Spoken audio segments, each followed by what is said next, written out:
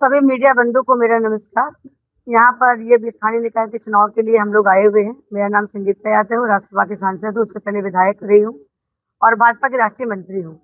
तो केंद्रीय टोली की तरफ से मैं भेजी गई हूँ। और मैं आपको बता दूं, देखिए हमारे लिए लोकतंत्र का पर्व होता है ये, और इसको हम बहुत अच्छे से मनाते हैं। बस ये है कि यहाँ ऑलरेडी हमारे लखावत जी बैठे हैं, हमारे माननीय विधायक जी बैठे हैं, हमारे डिस्ट्रिक्ट प्रेसिडेंट राजेंद्र जी भाई साहब बैठे हैं, सी.आर. चौधरी जी बैठे हैं, जगदीश जी बैठे हैं, सब लोग बैठे हैं। लेकिन काम तो सब लोकल लोग ही करते हैं।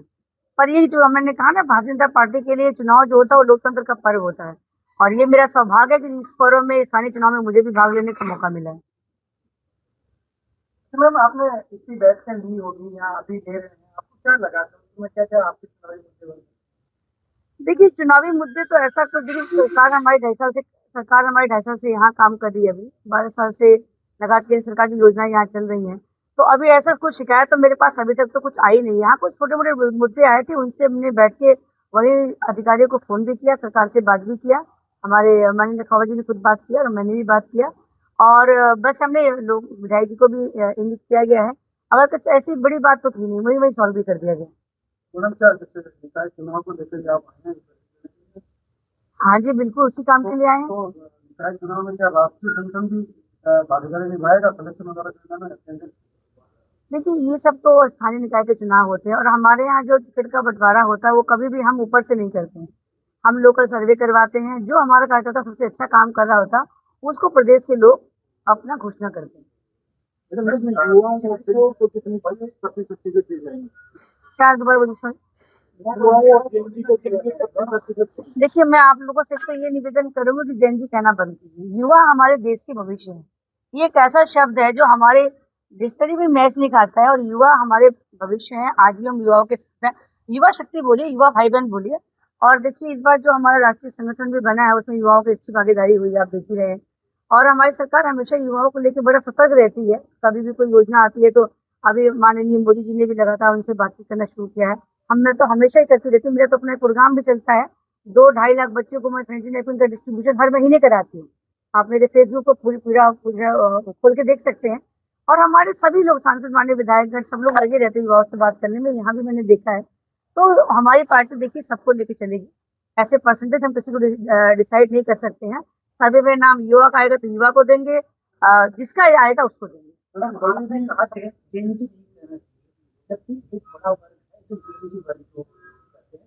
युवा है जो आप कह रहे हो, आपकी शब्द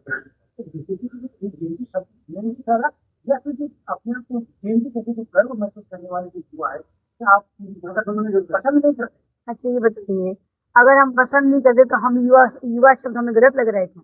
हम भी जब हम छोटे थे तो हमारे टाइम एक वर्ड चलता था, टीनेजर चलता था ना। तब सोशल मीडिया का जमाना नहीं था, तब ये वर्ड नहीं इतना यूज हुआ।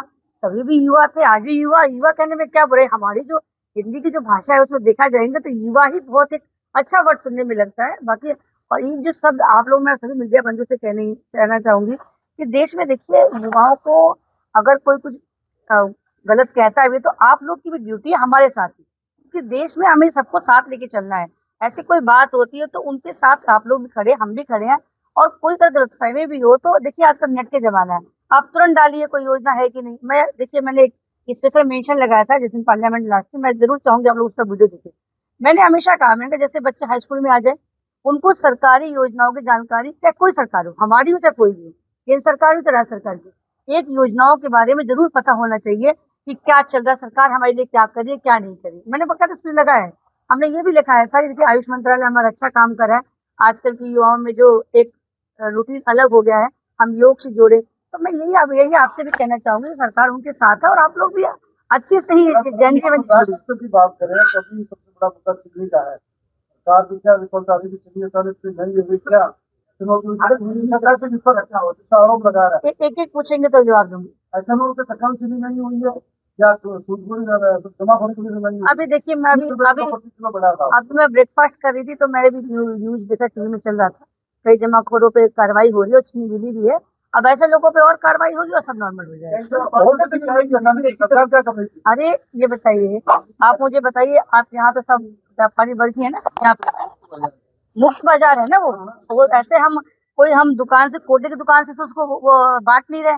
कि हम लगातार उसको कंट्रोल कर सके। ये तो देखिए सब उसके उत्पादन पे भी सॉरी उत्पादन पर भी निर्भर करता है, डिमांड पे भी करता है, और ये मुक्त बाजार का पार्ट है ये। पता नहीं था।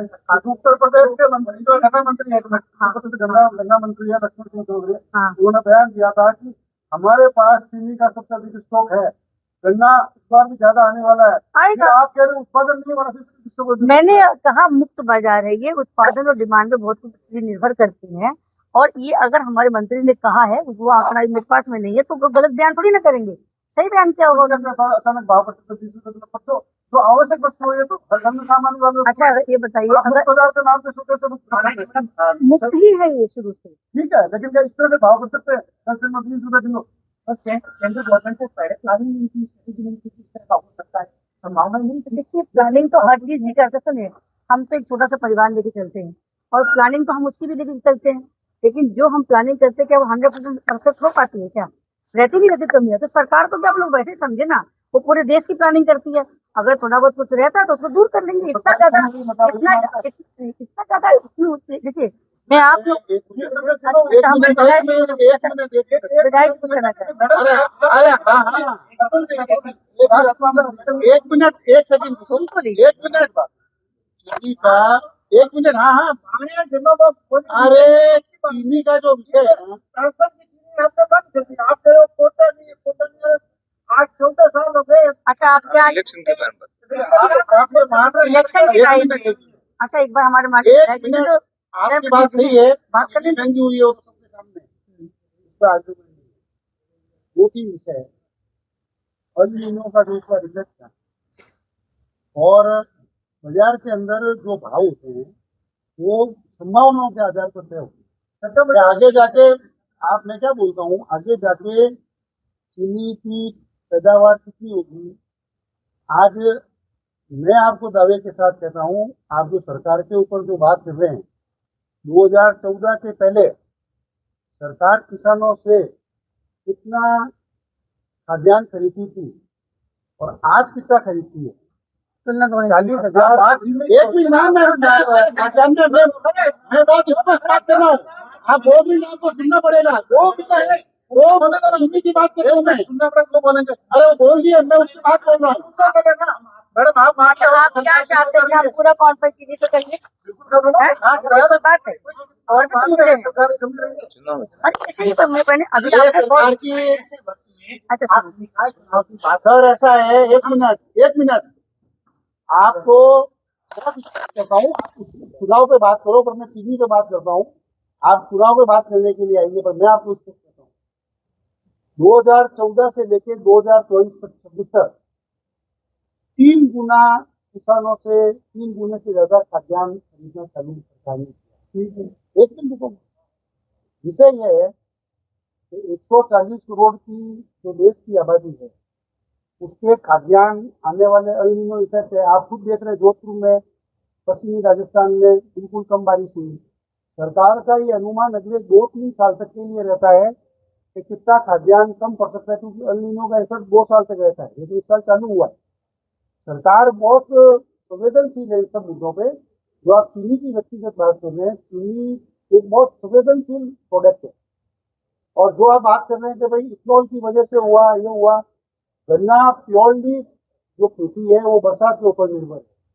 आज ये बरसात अनुमान हम भी लगाते हैं ना, इस बार बरसात बहुत अच्छी होगी, नहीं 90% होगी, 90% जो 17 को बरसात आएगी, अब आई नहीं 17 को बरसात। एक मिनट कोई बात करने दो, बात अगर कर रहे हो साइंटिफिक करने दो, आप साइंटिफिक बात करो, अपन चर्चा कर सकते हैं उसके ऊपर अलग। चीनी पे आप चीनी पे चर्चा कर लेना, और चूंकि आपने ये मुद्दा छेड़ा है, अपन उस पर बैठ के आप बिल्कुल, मैं एक मिनट भाई साहब आप करना। आज की जो प्रेस है, हमने जोधपुर नगर निगम चुनाव को लेकर हमारी माननीय राष्ट्रीय मंत्री बजारी है, उसके ऊपर है। आपको चीनी पे, और मैं तो बहुत छोटा आदमी हूँ, माननीय CR चौधरी साहब किसान आयोग के अध्यक्ष है, खुद किसान है। अगर आपको चीनी पे और नीचे पे चर्चा करनी हो, मैं आपको कहता हूँ आप एक विषय रख लो, मैं और CR साहब दोनों, एक मिनट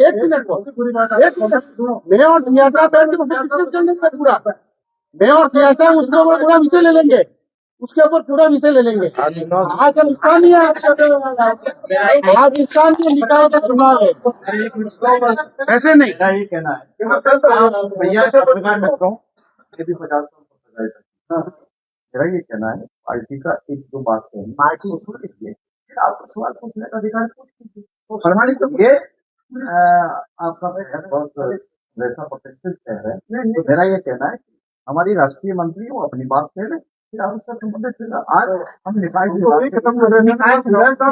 पश्चिम आपका पूछने का अधिकार है, बोलने का, ठीक है, अभी को सुन रहे फिर आपको मतलब अरे मैं बैठी तो पूछो ना, पश्चिमी राजस्थान भी पूरे भारत से करते हैं। लगता है चाय वाय हुई नहीं, चाय पीना चाहिए। चलिए जोधपुर नगर निगम के चुनाव की बात हो जाए फिर सवाल मैं ये कह रहा हूँ विधानसभा चुनाव में प्याज के चक्कर में सरकार चली गई थी, अब ये 70 है, उसमें कैसे निकलोगे आप? टिक जाएंगे आप ना, अपने चिंता टिक जाएंगे, आपका सवाल है, टिक जाएंगे आप। जो कहने हो कर ले, फिर आप सवाल करते, ठीक है ना? बहुत आराम से मुस्कुरा के जोधपुर में जैसे आराम से क्वेश्चन करिए, मैं यही टाइम में। अब बताइए क्या कह रहे हैं, सरकार कैसे टिकेगी?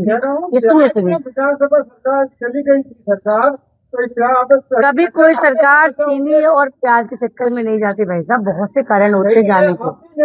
नहीं सुनिए, बहुत से कारण होते हैं और हमारी सरकार तो रोज ही काम कर रही है। तो चीनी वाले मुद्दे पर, व्यक्ति छोटे मुद्दे पर हम नहीं जाएंगे, आप निश्चिंत रहें। और मैं आपसे कहती हूँ जितने के बाद आपके साथ ही बैठे यहीं बैठ के चाय पे। मैडम और बताइए, निकाय चुनाव सीखते हैं, हर घर में चाय से चीनी हो या फिर बात करें तो लगता है आपको सुबह चाय मिली ही नहीं मिली, हालात आपकी चाय हुई इतनी मेरे, ये बताइए। सावन के भाव बात करें या फिर चीनी की बात करें, सब में लगातार बढ़ोतरी होती है, महंगाई। अच्छा आप में हाँ, इस तरह से अपने आप उस पार्टी से ये क्वेश्चन कर रहे हैं, इस पार्टी से क्वेश्चन कर रहे हैं जहां हम 80 करोड़ लोगों को राशन पहुंचा की कोशिश ये कर रहे हैं कि कोई आदमी भूखा ना रहे। हम लगातार पहली बार कोई सरकार ने ये काम किया है। आप उस पार्टी से बात कर रहे हैं कि ये महंगाई हो गई तो ये कमी होगी तो ये कमी हो गई। कम से कम भाजपा से ये क्वेश्चन तो नहीं बनता है, नहीं बनता।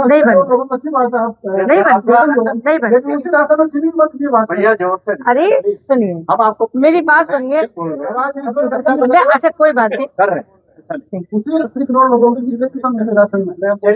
अरे को लेकर अगर निकाय को लेकर भैया आपको जो करना, नगरीय निकाय को लेकर हमारे पास 1300 आवेदन पत्र अब तक जोधपुर नगर निगम को लेकर के आवेदन आए।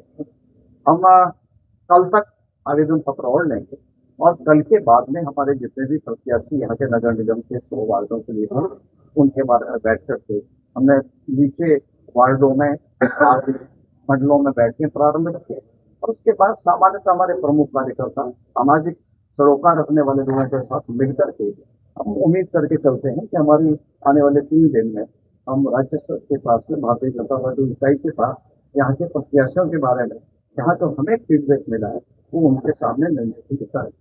माननीय सांसद महोदय, माननीय विधायक जी, संगठन के लोग, उनकी भी राय इसके अंदर सहमत हो जाएगी और फ्रांस से जो ही तय हो जाएगा हम इस चुनाव को पूरी तैयारी के साथ लड़ेंगे और नगर निगम जो आगामी आने वाला चुनाव है उसमें भारतीय जनता पार्टी में